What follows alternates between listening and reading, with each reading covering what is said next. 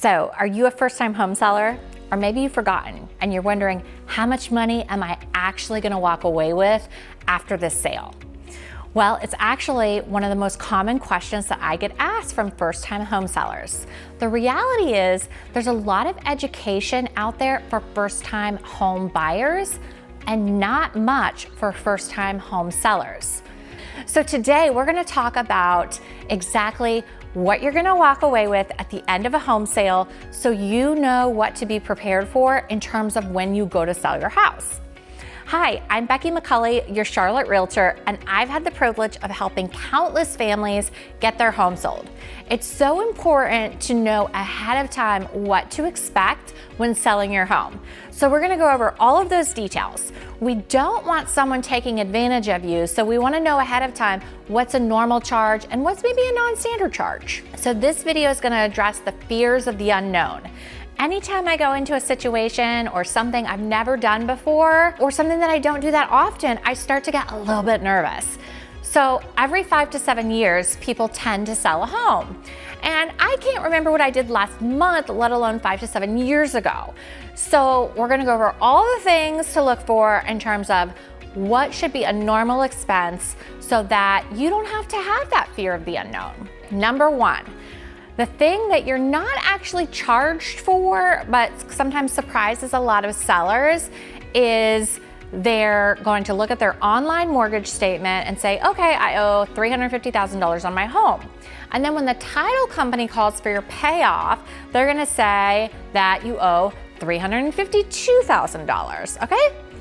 So sellers will call me and say, no, I owe $350,000. I'm seeing it right now online. That's what my principal balance is. So you might not remember this, but when you bought your house, you skipped a month of mortgage payments. Do you remember that? A lot of people forget that they actually skipped a month in your mortgage payment, because what you don't know, many people don't realize, is that you pay your mortgage in arrears. What that means is that you're paying your mortgage this month for the time that you lived in the home the previous month. So what's important when you go to sell your home is that you are gonna actually owe, that additional amount to pay for the time you are in the house through closing. So that's the number one additional thing that surprises people, is that mortgage payment. The next thing you're gonna see on your closing statement are the prorated property taxes. Now this one is a little bit tricky because it depends on what time of year that you close. So here in North Carolina, say you close in June, say June 15th. Well, you haven't received your property tax bill yet because those don't come out until September, October. But you still are gonna owe the taxes on the property for the period of time that you owned it. So what's gonna happen is you're going to be charged an estimated amount of taxes from January 1st through the day in June when you close on that house. And so you're gonna actually owe the buyer that money, because then when they do get the bill in the fall, they're gonna have to pay the entire thing. So you wanna be prepared to pay your prorated taxes. Now, you might be saying, well, haven't I already paid that in my mortgage? Well, yes, you have. That's very smart. You've actually already paid that as part of your escrow payments. So even though you're paying it on your settlement statement, you're actually gonna get a check back from your mortgage company, typically 30 to 60 days after closing, for any of the additional money that's held in your escrow account. So let's talk about the next charge, which is typically the largest one on the closing statement. And you wanna be prepared for that, and that is the real estate commission. It does feel at times like a lot of money, but the truth is that those that actually hire a good agent will actually end up netting more money at the end of the day. So you do want to budget for commissions. There's no set commission amount, so I can't really address that because it varies based on the agreement you make with the listing agent as well as what the final purchase price is. What I would suggest is that you interview different agents. You find out what they charge and then also what they offer, because what they offer is just as important as what fee you are going to be paying them. Most good agents actually don't charge anything up front. So that's a fee that's going to be paid at the settlement table. So the great news about commission is that you don't pay anything until they get the job done, which is one of the only industries that does that is real estate. So most times you have to pay something up front or some type of fee up front, but it's one of the only times where you actually pay when the job is complete. The next thing in terms of closing costs for selling a home is that some brokerages charge some type of administrative fee for you to handle the contract to close process. This is something that's been around it's somewhat newer. And the reason is just because of the higher costs that come with how long we have to keep files and how long brokers have to keep documents and all of the charges that just come from being able to store all of those things in terms of your home sale. And so many brokerages charge some type of administrative fee. But it's well worth it because then you have access to things that you need. Say in 2 years you need something, you'll be able to get that. And you never know if you're gonna need something, in terms of your home sale, and you wanna make sure that you work with a broker that has some type of good filing system, typically an electronic filing system to keep your documents safe. So the next fee is a settlement fee. This is from the attorney or the title company, but basically they charge a fee for preparing all of the documentation, preparing the deed transfer. A separate attorney does that, but there's always a settlement fee to handle that. So they write up a deed just for your home to transfer it to the buyer, and there's a fee for that as well. So I always laugh at this one because there's a release of lien fee.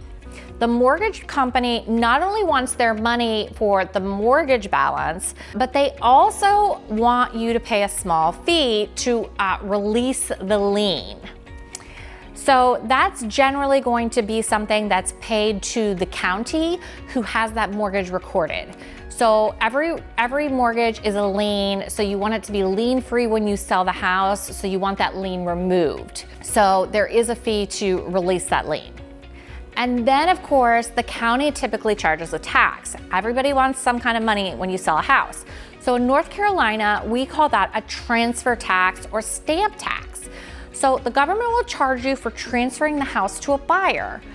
So in order to estimate what that is, divide the expected sales price of the house by 500. And this will give you a solid estimate of what your transfer tax will be. If your home is in an HOA, a homeowners association, you have to usually provide various HOA governing documents to the buyer. So you will typically have to pay for those too. So a community will charge anywhere between $200 and $300, and you can pay that at closing most times to be able to provide those documents to the buyer. So there you have it. Those are the charges. Many of them are small, but they do add up. So you want to know what sort of costs are going to be there so that you can get an idea. Just some round numbers. My recommendation is to take what you think your home will sell for and then take what you owe on the house. And then what I would do is take a 7 to 8% charge, and that's typically going to be a good estimate of the overall charges that you're going to have to pay at closing. That will include all those charges that I just went over. And then that is what you're going to have to work with at the end of the day after you sell your house to use towards purchasing your next home or whatever you have planned for that money. I mentioned in the beginning how much education goes into educating first-time home buyers, but not a lot for first-time home sellers. So our team is on a mission to change that, which is why we have 2 seller workshops every single month. They're awesome if you are a first-time home seller, and they're completely free and you're not obligated to work with us. So you can visit us online at beckymccully.com and look for our next dates. I highly recommend that you get educated because I really do believe education is power, and you want to feel powerful when it comes to selling your largest asset. So click on the link below to be notified of our upcoming seller workshops. We go over the ins and outs of everything you need to know when it comes to selling your home. If you'd like this information and you want more information about real estate, I would love it and feel honored if you would subscribe below.